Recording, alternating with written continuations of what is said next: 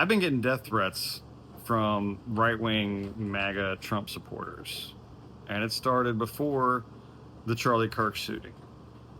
I was participating in a group on Facebook called a group where we pretend to be Democrats. And the idea is, they pretend to be Democrats and post stupid stuff so they can make fun of it. It's essentially like a straw man farming group. Most of the posts that followed that were just, posts of trans people. Usually, ones that don't clock. You know what I mean? And, or ones that are easy to clock. And it was always in a very grotesque manner. So I just, was on there acting like a Democrat. I'm not a Democrat. I'm a leftist, by posting material that was critical of Donald Trump. And they responded with death threats. I was told to start a shotgun. My court records were looked up. And not just the publicly accessible ones. They looked like they were looked up by someone with police access. Got into my old family court cases. Got into some criminal cases that I had dealt with.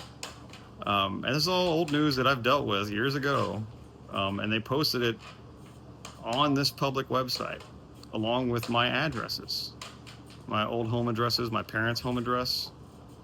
Right next to calls to do me physical bodily harm for nothing more than criticizing the current administration.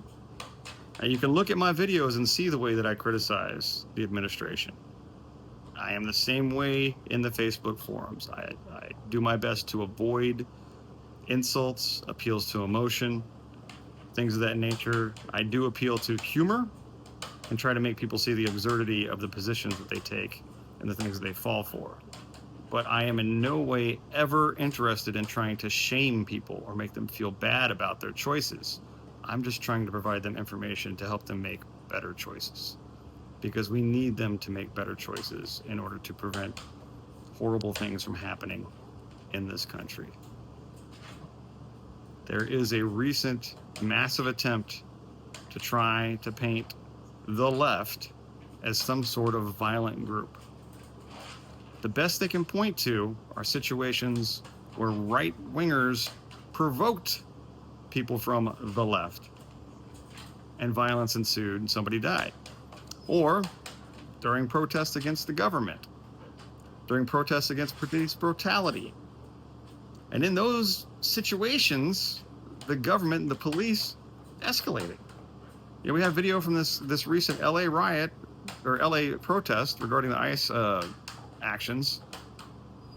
A cop just shooting an Australian reporter with a rubber bullet out of nowhere. We see him just on camera drop his weapon over, shift to her, so she's just broadcasting live, and shooting her in the leg. Okay, then we know, like in Minneapolis during the George Floyd protests, during COVID, the police station was lit on fire by right-wingers who later bragged about it. Agents provocateur. And in this latest Charlie Kirk thing, they're still trying to muddy the waters on that, man, but nobody I know had been calling for any harm to come to Charlie Kirk. He was not important enough for anybody to want to take him out. Okay, he was a laughing stock. He was an object of ridicule on the left. He was not harmful to us on the left. Okay, we didn't care about him enough to want him gone. The only thing that Charlie Kirk being gone in this fashion accomplishes is it throws more fuel on the right wing's fire of hatred, of revenge, of calling for war. We are seeing some disgusting propaganda come out of the Oval Office. Stephen Miller, oh my God, Goebbels would just barf probably at the effusiveness of the purple prose flowing from this man's pen. And I just want to make poetry and music and hang out with my daughters. I don't want to have to talk about this stuff every day.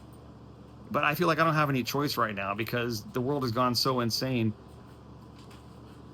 There's nothing I can do. So yes, I've been getting death threats and people have told me, well, maybe you shouldn't speak out. And I'm like, well, That's why I do, right?